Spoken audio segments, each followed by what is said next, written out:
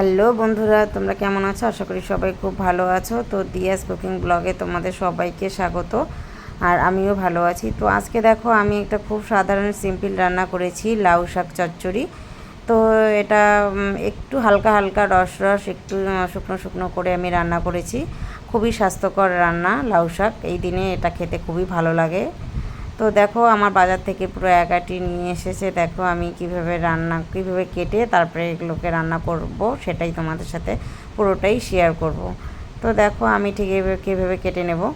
তো দেখো প্রথমে আমি ডাঁটাগুলো আলাদা করে কেটে নিয়েছি আর পাতাগুলোকে আলাদা করে কেটে ধুয়ে নিয়েছি দুটোই। আর এখানে ডুমো ডুমো করে আলু কেটে নিয়েছি। এবার আমি এদিকে কড়া বসিয়ে দেব। তো আমি কড়াটা বসিয়ে দিয়েছি, কড়াটা গরম হয়ে গেছে। তো এবার এখানে আমি দিয়ে দিলাম সর্ষের তেল। এটা সর্ষের তেলেই খেতে ভালো লাগবে।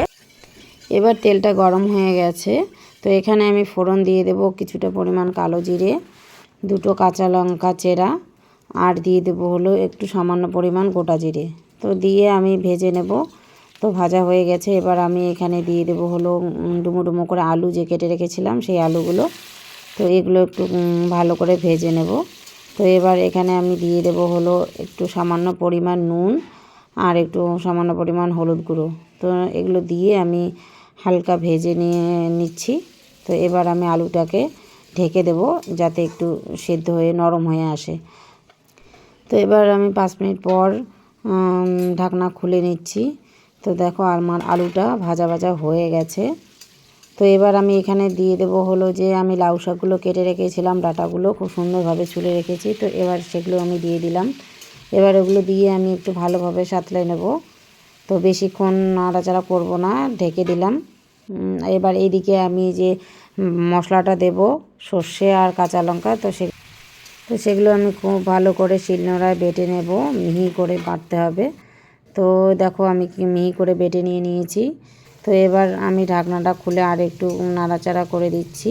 এবার দেখো একটু সাতলানো হয়ে গেছে। এবার আমি এখানে দিয়ে দিচ্ছি হলো যে লাউ পাতাগুলো আলাদা করে কেটে ধুয়ে রেখেছিলাম, আমি সেগুলো দিয়ে দিলাম। আর সবগুলো একবারে দিলে ঘাটতে অসুবিধা হয়, তাই প্রথমে একবার দিয়েছি, আবার পরে আরেকবার দিয়ে দিলাম। তো এবার এগুলো দিয়ে খুব ভালোভাবে নাড়াচাড়া করে নেব। তো এবার এখানে দিয়ে দেবো আর একটু সামান্য পরিমাণ নুন হলুদ।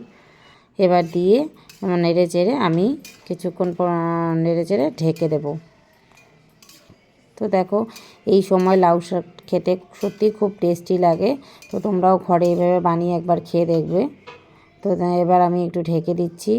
আর এদিকে যে আমি সর্ষে আর কাঁচা লঙ্কাটা বেটে রেখেছিলাম, তো এটা যেহেতু গাঢ় হয়ে গেছে, তো একটু সামান্য পরিমাণ জল দিয়ে আমি এটাকে গুলে নেব, না হলে দিলে অ্যাডজাস্ট হবে না। তো ভালোভাবে আমি জল দিয়ে গুলে নিলাম। এবার আমি ঢাকনাটা খুলে দেখছি আমার লাউ শাকটা প্রায় সিদ্ধ হয়ে এসেছে। তো এবার আমি এখানে ওই যে বেটে রেখেছিলাম সর্ষে আর কাঁচা লঙ্কা, তো এবার আমি সেগুলো দিয়ে দেব। এই যে সর্ষে আর কাঁচা লঙ্কা আমি এবার এটা দিয়ে দিচ্ছি। তো সর্ষে আর কাঁচা লঙ্কা দিয়ে আমি বেশিক্ষণ ভাজবো না, আর বেশিক্ষণ মানে ঘাটলে সর্ষের গুণটা নষ্ট হয়ে যাবে আর তেতো লাগবে খেতে। তো বেশিক্ষণ নাড়াচাড়া করতে হবে না। তো এইভাবে সর্ষেটা দিয়ে দিলাম, দিয়ে একটু হালকা পরিমাণ চিনি দিলাম। তো তোমরা যদি চিনিটা না দিতে চাও অ্যাভয়েডও করতে পারো, কোনো অসুবিধা নেই। তো এবার একটু সামান্য পরিমাণ জল দিয়ে দিলাম যাতে আর একটু সেদ্ধ হয়। আমি যেহেতু এটা একটু ঝোল ঝোল একটু চচ্চড়ির মতো করব, তাই জন্য আমি একটু পরিমাণ জল দিয়ে দিলাম। তো এবার দেখো এগুলো আমার সেদ্ধ হয়ে এসছে অলরেডি।